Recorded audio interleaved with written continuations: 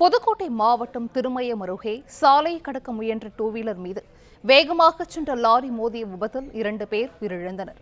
கூடுதல் விவரங்களை செய்தியாளர் மயில்வாகனம் வழங்கிட கேட்கலாம். மயில்வாகனம், வணக்கம். இது குறித்தான விவரங்களை பதிவு செய்யலாம். புதுக்கோட்டை மாவட்டம் திருமயம் நீதிமன்றம் அருகே இருசக்கர வாகனத்தில் சென்ற அடுகப்பட்டியைச் சேர்ந்த வீரப்பன் என்பவர் பைபாஸ் சாலையை கடக்க முயன்றாரு.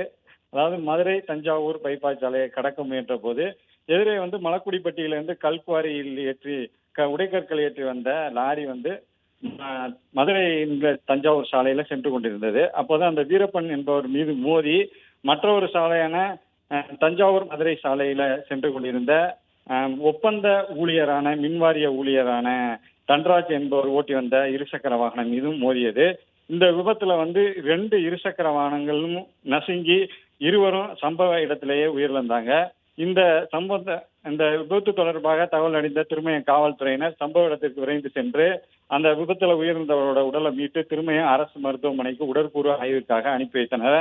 மேலும் இந்த விபத்துகள் குறித்து திருமயம் காவல்துறையினர் வழக்கு பதிவு செய்து விசாரணை நடத்தி வருகிறாங்க. இது தொடர்பாக அருகில இருந்த டைல்ஸ் கடையில பதிவான சிசிடிவி கண்காணிப்பு கேமராவில் பதிவான காட்சி தற்போது வெளியாகி பரபரப்பையும் பதைபதைக்க வைத்துள்ளது. விவரங்களை வழங்கியமைக்கு நன்றி மயில்வாகனம்.